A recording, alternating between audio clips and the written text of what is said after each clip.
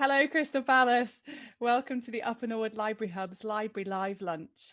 This is a place to share positive and useful local information, find out about our community in more depth, and just keep us all connected during this time.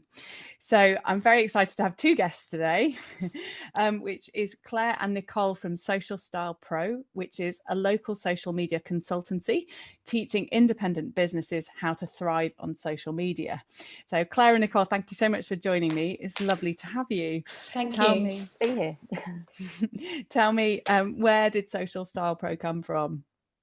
So we both live locally in Crystal Palace and have been for probably over 12 years now.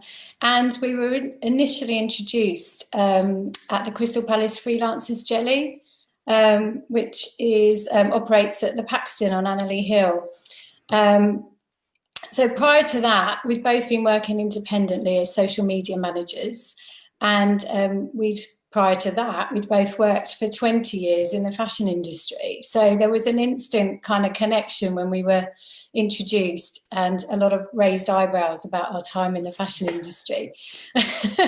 So we kind of swapped details, and about 6 months later, Nicole contacted me to chat about maybe working together locally. So Social Style Pro was born across a summer holiday, and we launched at the end of August 2018, and we're just about coming up for our 2 years birthday now. Brilliant. Happy birthday. Thank you. Lockdown birthday. Yeah, well, you're not alone in that. Yeah, absolutely. You have to make a splash in a different way if you can't have an actual party, but definitely something to celebrate. Just before we carry on, I'm saying hello to Marty and Claire who've joined us, and I know we have a few other people. I can't see your names, so welcome. Thank you for tuning in. If you've got any questions for Claire and Nicole, please do put them in the social media feed of whichever platform you're on, and we'll try and answer them as we go. So guys, tell me about the kind of aims and ethos behind Social Style Pro. So when we first started, we'd obviously both worked as Claire said, we worked in the fashion industry, and we'd worked for these, big corporations. So we really wanted to work with firstly wanted to work with retail more than anything because that was our background, that's what we knew. But this grew into smaller creative independent brands as well.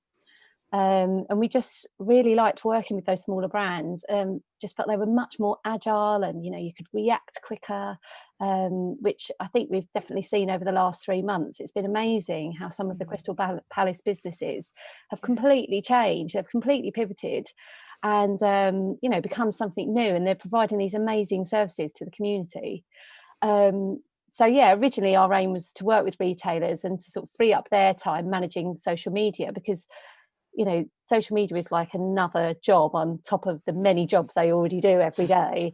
But it's got to be done. But so we started on that footing, and then we sort of realised that not everyone can afford a social media manager just for them, just for their business. So we started doing some workshops and actually teaching people and advising people really efficient ways to run their social media.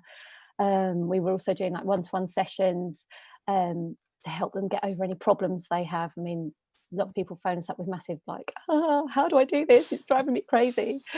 So we started off like that. And then from our sort of ethos point of view, we were really, when we first started, it was very much everyone was like, oh, how many followers have you got? How many followers you've got? And we sort of thought, well, it doesn't really matter how many followers you've got, because if for a small business, you want those followers to be buying from you, you want them to be your customers, and that's more important. And so we're really sort of focused on growing the accounts organically and making sure that the people who follow you and your business are the right people and want to come and buy from you and buy again.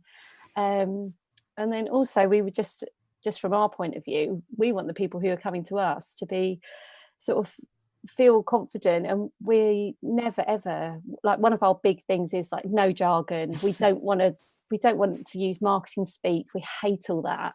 We want it to be really accessible. We want people to feel really confident and really feel like they've learned something, and they're not sitting there going, oh, what's that word? I don't understand what they're talking about. And we're not there to show how much we know. We're there to help people learn. So that's sort of our biggest thing. We always say in every workshop, everything we do. Yeah, fantastic. That sounds good to me. There's nothing worse than sitting in a meeting and feeling stupid. Oh, it's awful. Yeah. Excellent. So tell me about who your main clients are, and kind of what are the different services that you offer, because you've mentioned the workshops as well as the sort of managing accounts. So tell us a bit more about that. Yeah, so I guess really our focus is on independent creative thinking brands. We're naturally drawn to sort of more creative design product brands, but also it can be businesses that that just sort of think creatively as well. So we've been really lucky to work with some amazing local Crystal Palace businesses, and we obviously don't like to talk too much about exact clients, and some of them we're sort of working with at the moment. But to give you an idea, we've worked across fashion and lifestyle stores, so locally run family stores, personal fitness, yoga and wellness. We worked with an amazing social enterprise that helps refugee women in camps, living in camps, by giving them employment, making products and selling the products. So we help them kind of establish their presence on Instagram, which was a really rewarding kind of client to have. And photographers, a lot of photographers we work with. We've done the social for a gin bar, which was quite exciting. Nice. Quite nice, interesting meetings there. So quite varied, really. But obviously, with our background, we really like to get into the sort of the brand identity and the creative side as well, make sure everything's looking really nice. And then just to say, alongside that as well, some people here might know us for getting involved with SE19 Lakes locally. So we got involved with the first event in 2018, a couple of years ago. And we worked really hard to create a local Crystal Palace gift guide to support the local shops in the Triangle, to really showcase what's out there and encourage people to shop locally. That's been growing, excuse me, year on year. We worked with Kate McGee, who heads up SE19 Lates, along with Sean from Haynes Lane and local photographers. And hopefully this year we're kind of poised, ready to do our bit, whatever that kind of brings. Hopefully people will be out and about in the shops, but if it needs to be virtual, I'm sure we'll work something out. So we're just sort of waiting, fingers crossed, to see how we can support everyone. Fantastic. Well, I look forward to seeing what you come up with for that. Yeah. So just kind of a bit more on the services. We've kind of broken our business into 3 areas. We've got training, a consultancy and a management. So the training is the sort of workshop side of things. And we really love our workshops and we love meeting people. And obviously we've enjoyed doing those in real life, but we now do those online and they're live via Zoom. And we work really hard in these workshops to demystify social media and breaking it down into easy to understand tasks. The consultancy part is something that we're doing more of now, actually, particularly since lockdown. And we're running these kind of power hours, so people can arrange a call for an hour, or it can be bundled into a few hour sessions, depending on what their needs are.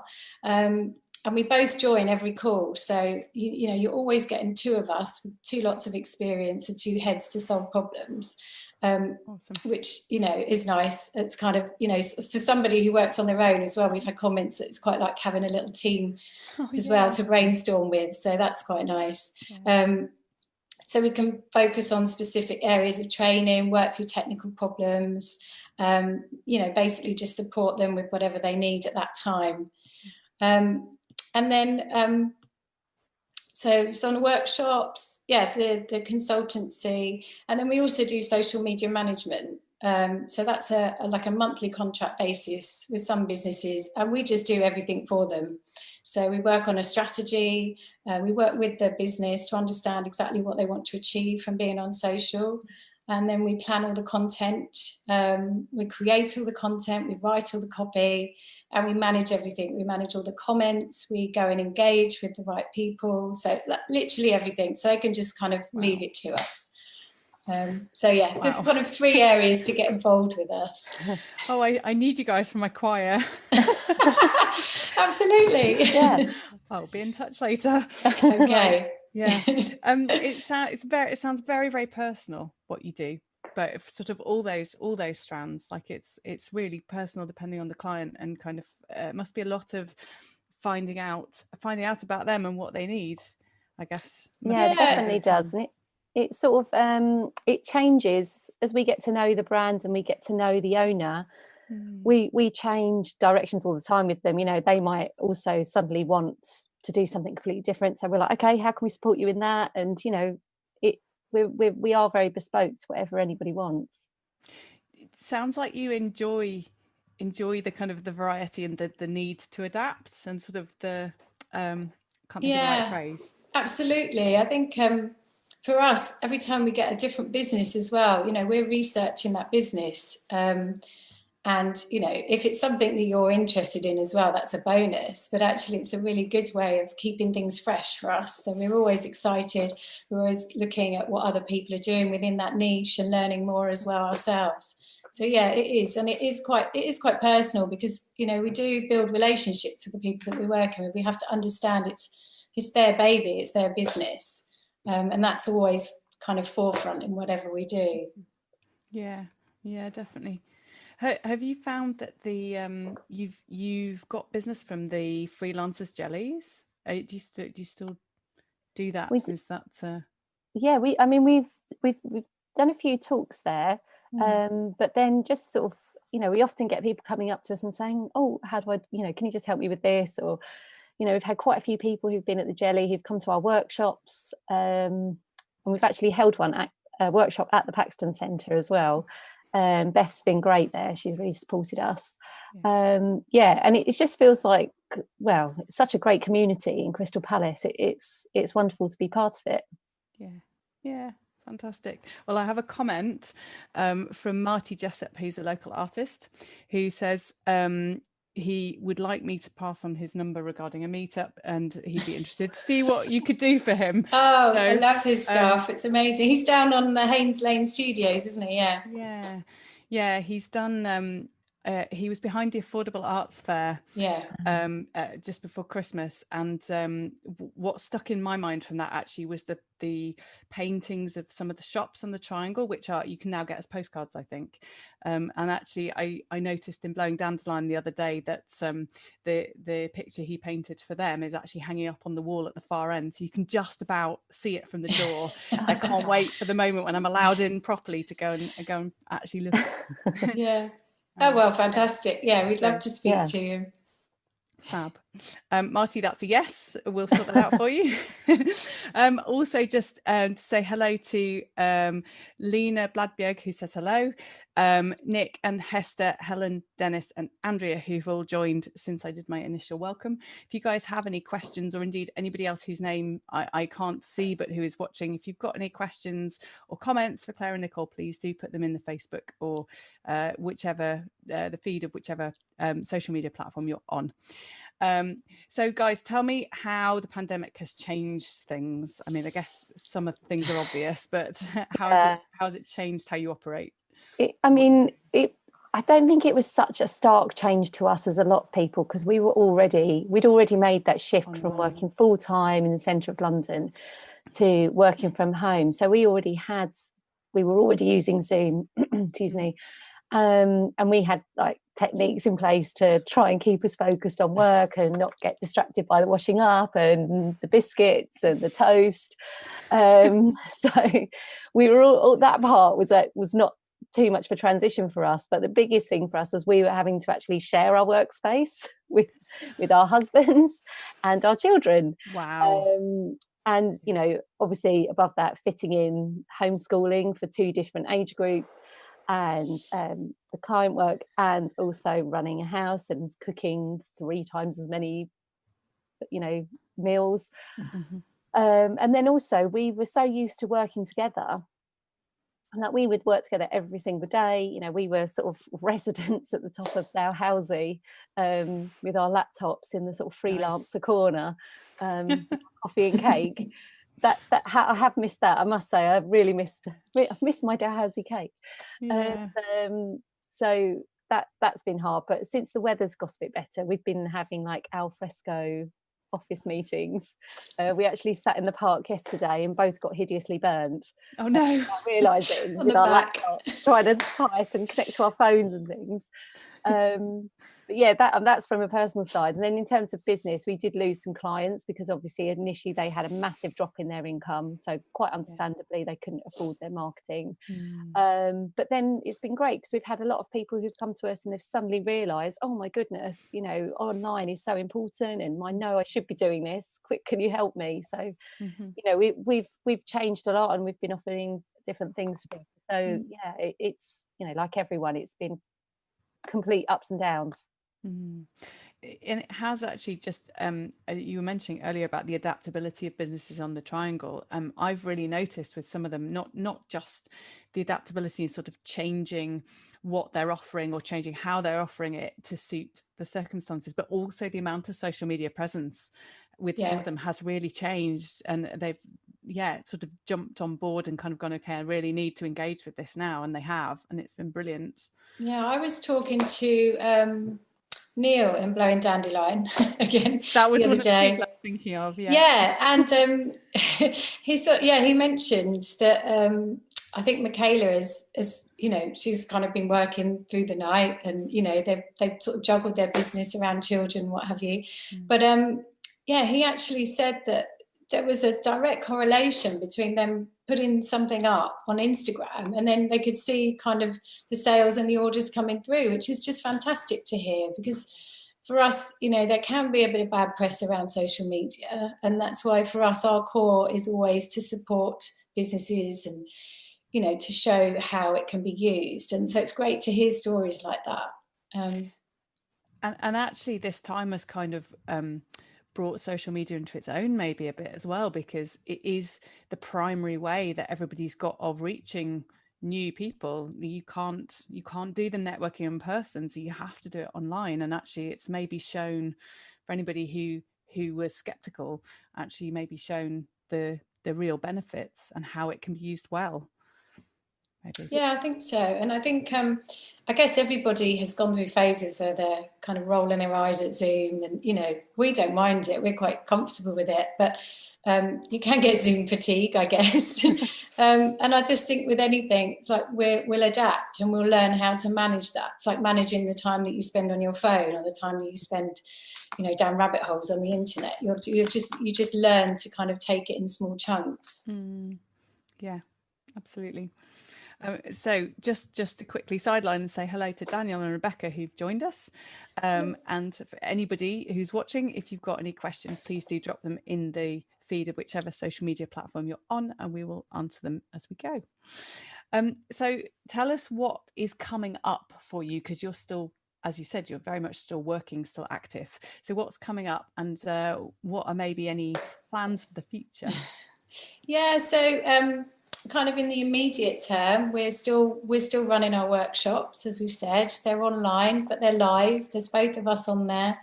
They're very interactive, and we do lots of kind of practical exercises so that you leave the workshop feeling kind of confident that you've already done something to just kind of go on and continue with it. So there's one this Thursday, if anyone's interested, which is for to learn about Instagram stories. So despite what some people think, stories are actually really good for all business niches as well. So it's suitable for anyone that's sort of thinking of upping their Instagram game a little bit. Okay. And then we've got at the end of July, I think the 30th of July, we've got our Instagram beginners business workshop. So this one is, you know, just briefly, it's kind of covering how to set up a great profile, what content to post and how to plan it well to save time, and how to find and attract the right customers, as Nick was saying earlier on, so that, you know, you're not worried about follower numbers, but you're getting the right people in. And then this is where we go live now. We're going to have to make this happen. But we both set ourselves a challenge over the summer. So alongside our regular monthly client work, we're going to write our next workshop, which is going to be an advanced Instagram for business workshop. So hopefully we'll be launching that in the autumn, you know, once we've got the kids settled. Yeah, coming soon. Excellent. Well, we are very happy to be your accountability for that. And please do come back maybe towards the end of August or the beginning of September and tell us about where you're up to with that. Yeah, that'd be great. That would be really cool.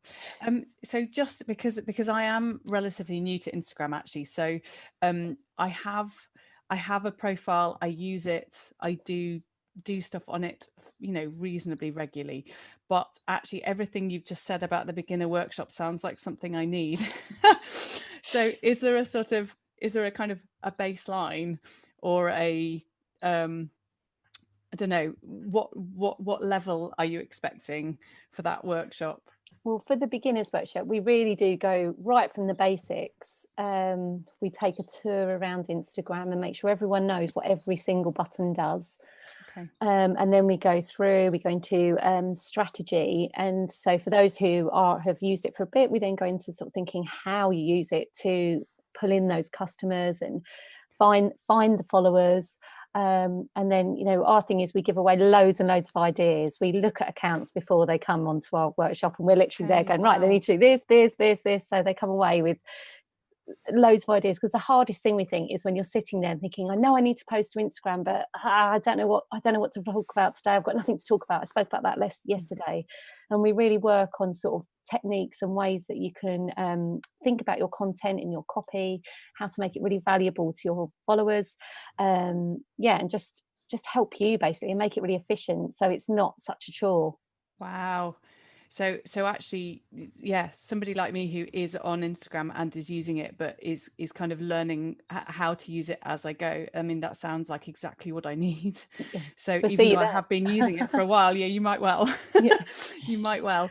I've got a couple of comments actually that I'm just going to read out at this point relating to the workshop. So Helen, I think Lady Crimpline says, I can really recommend the girls' workshops, which I've been on.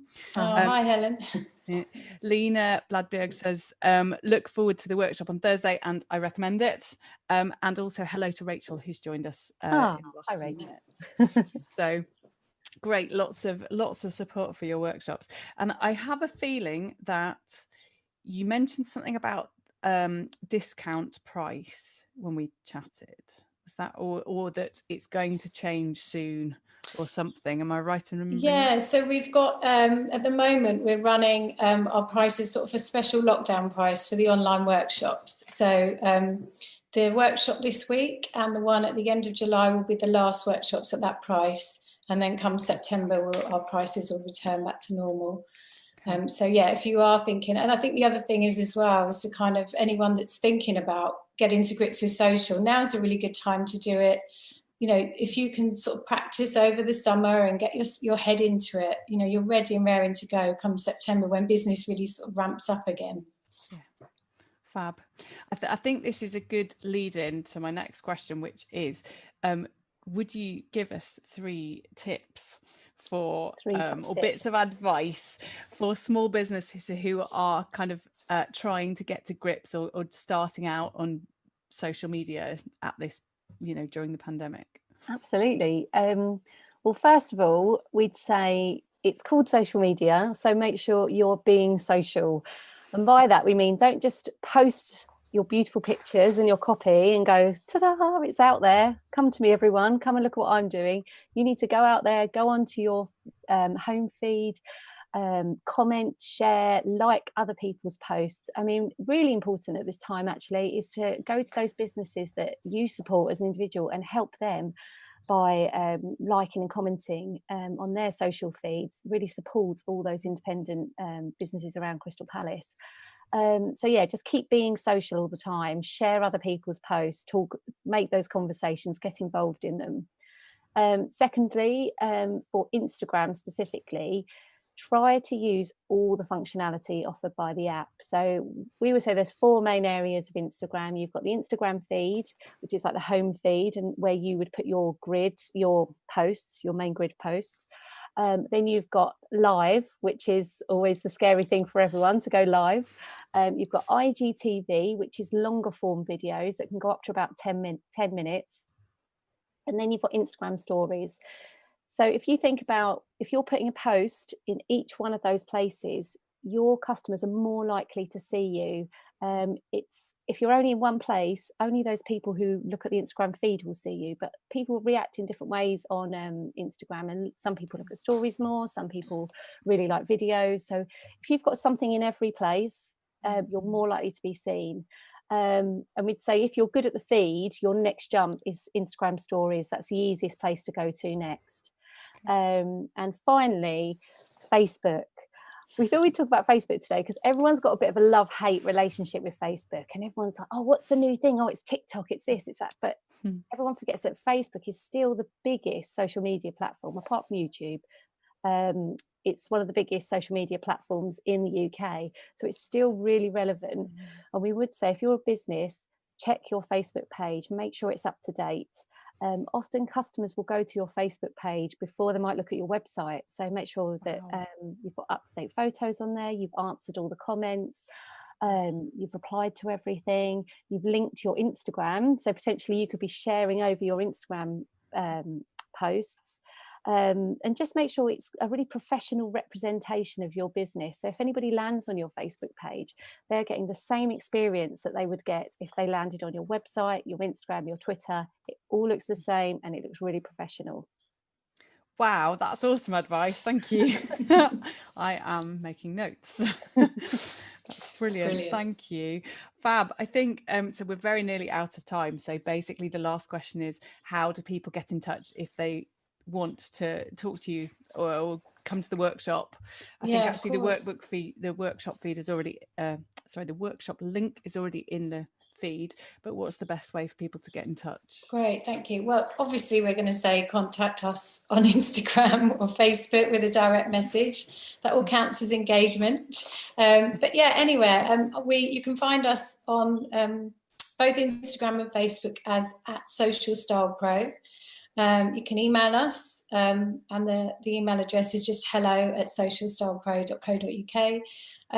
And if you want more information about our services, then there's quite a lot of detail on our website as well, which I think you guys are going to drop the link in for us.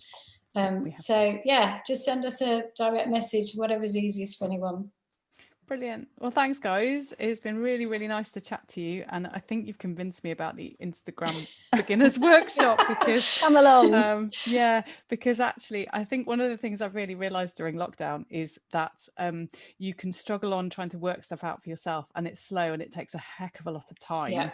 Or actually, you can pay a professional to tell you how to do it, or to do it for you. And actually, sometimes often the cost of it in financial terms, if you think about how much you could earn in that time instead, like the amount of time I spend trying to do things for myself is quite often more in terms of what I haven't earned in that time, if you see what I mean. Yeah, absolutely. So definitely. anyway, long-winded way of saying I'll see you at the beginners. Fabulous. Thank you so much. Thank you very much. Just to finish off with, I have only one announcement really to make today, which is that the our All Alone Together project, which has lots of different strands going, the deadline is tomorrow for artists to get in touch with us. We have funding from the Arts Council to support some artistic projects that can be live streamed through our live stream program, and the deadline is tomorrow. So if you have something you would like to live stream through us and be paid to do it, please do have a check of the website. I'm sure that Rin is putting the link in the Facebook feed, and yeah, please get in touch by tomorrow or the end of tomorrow. So that's it from me for today. I am back tomorrow with Alison Bailey from Warrior Fitness on the Triangle. It's a real Triangle and core Crystal Palace week this week. But yes, thank you all for watching, and hope to see you tomorrow. Thanks, Claire and Nicole. Lovely to chat to you, and I'll see you soon. Take care, everybody. Bye. Bye.